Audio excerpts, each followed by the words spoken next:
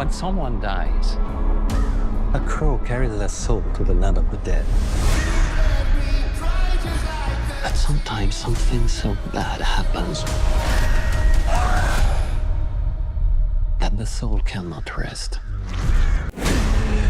until you put the wrong things right. All right, so what happens when they make the right things wrong? Because that's exactly what happened with this movie. Usually I leave my rating at the end, but this was terrible.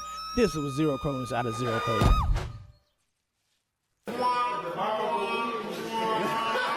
I'm sorry, but this franchise should have stayed dead. So if you've seen the original Crow, and it's very much a cult classic, and there's no spoiler, there's literally what Google will say to you. This is how the movie begins. Starts off with a very tragic death of the couple the night before their wedding, to be exact. And they are brutally murdered, gruesomely murdered, if I might add. And on the anniversary of their wedding eve, he comes back to life and takes on the mantle of the Crow.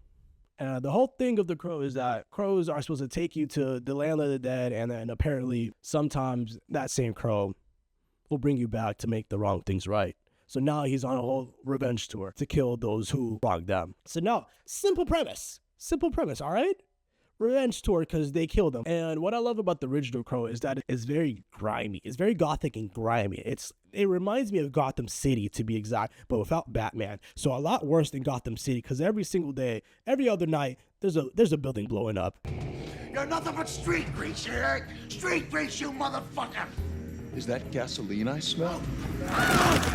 No!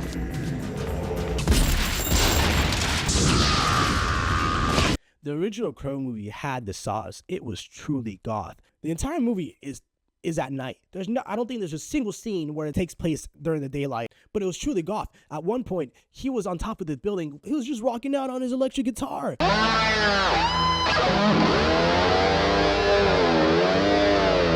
If this is an emo, I don't know what is. Main star is Brandon Lee, who is the son of Bruce Lee. He tragically died on the production of this film. Whenever I watch this movie, I know this was his last performance.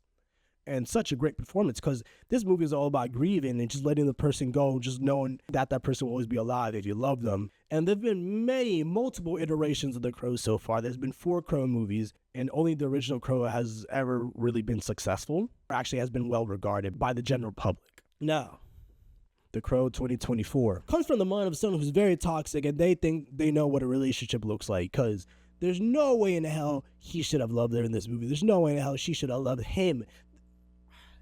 I don't even know where to begin with this movie. Let me start off saying something nice, all right? All right, so The Crow was directed by Rupert Sanders. He has directed some terrible movies like Ghost in the Shell, 2017 version. He's directed The Snow White and The Huntsman. That'll be all. Honestly, that's all of importance. He hasn't really directed anything else or anything good. I went into this movie expecting something, because I saw the trailers and this looked god-awful. But I went into this movie expecting something, you know? And you know what I got? Something. Not something I wanted, but I got something. They gave me something. This movie's about delusion. It stars Bill Skarsgård, who's I know personally from playing Pennywise in the It movies. He is the Crow. He is Eric. His Juliet is FKA Twigs. Now, I got no beef against her Twig, all right? FKA Twigs is cool. I love her music. She has a great song with Rema that I love. But yeah, they were acting. I guess that's what they were paid to do. They acted, and that's that's what came out. They acted. I got nothing good to say about this movie. Okay, I got one good thing. And I don't know if they were going for this or not. They played delusional people very well. Or mentally sick people very well. Like, you guys should not be here right now. You guys should be back in rehab. This is not the type of people you want to hang around with.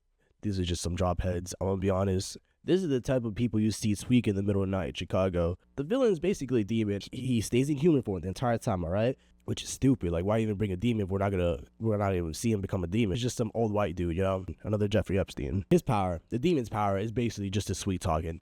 He whispers something in your ear, and then he makes you do whatever he wants. Kill yourself or kill someone else. That's what he wants. Now listen to me, y'all. This is stupid now. This is his evil scheme. He has people stab themselves or stab other people. And then he sucks their blood.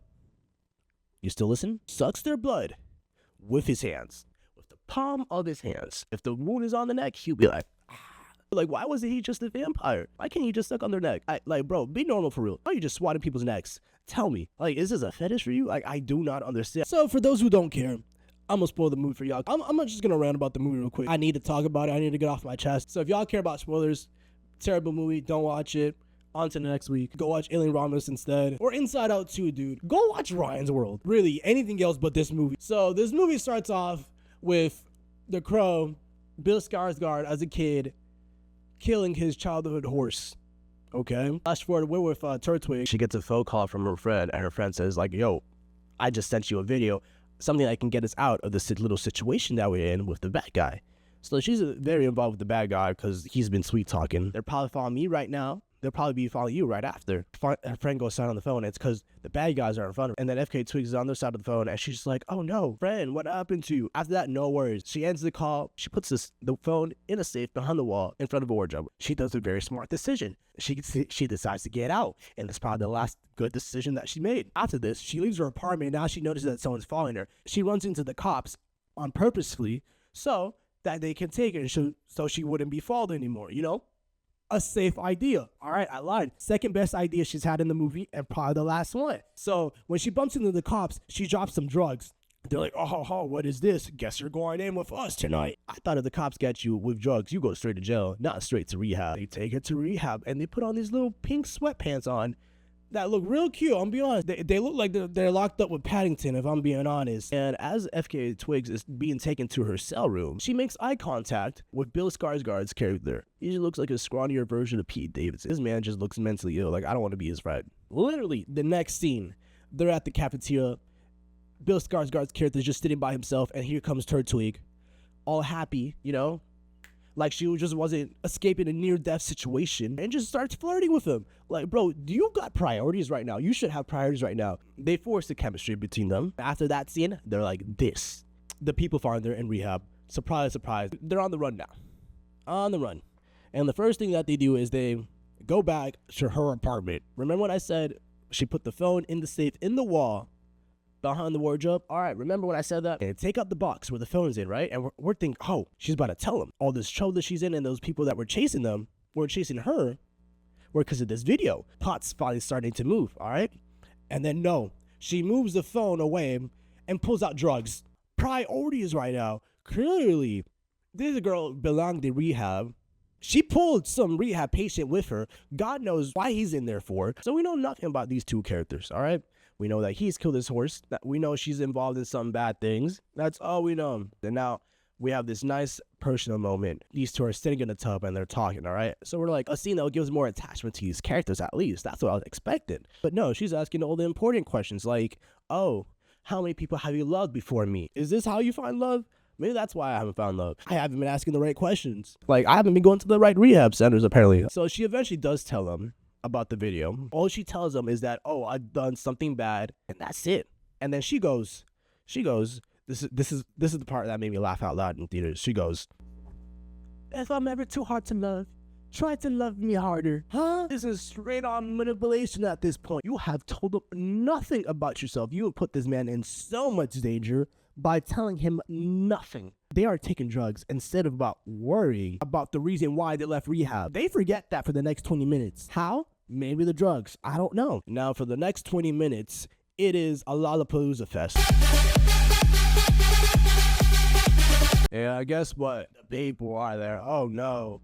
And they kill her, and then they kill him. The end. I wish the movie ended right there, but nope. It continues for another hour. Yep. In the original Crow, we have no explanation of the powers exact. We just know that he was brought back with a crow. That's all we know. This one, there's a dude in a empty train station. He's brought into this purgatory, basically. The dude there that tells him that he will be sent back to the world of the living so he can fight off the people that killed them, because there's someone up there, the demon, who shouldn't be up there. You kill them for me, I'll bring you and your girlfriend back, all right? But there's one condition. You gotta love her for your powers to work. What? I'm done. So now the world trying to force him into this relationship now, okay? Manipulation, the movie, basically. Now he's on this killing spree. And this man has the most sorriest healing powers I have ever seen. This man's healing powers are on manual. This dude has pushed his organs back in, his bones back in. In the original, he follows the crows. The crows tell him where to go. This one, phones. Every time they kill someone, he gets their phone. Coincidentally, the bad guys text the other bad guys like, yo, we're going to meet up here. You pulling up?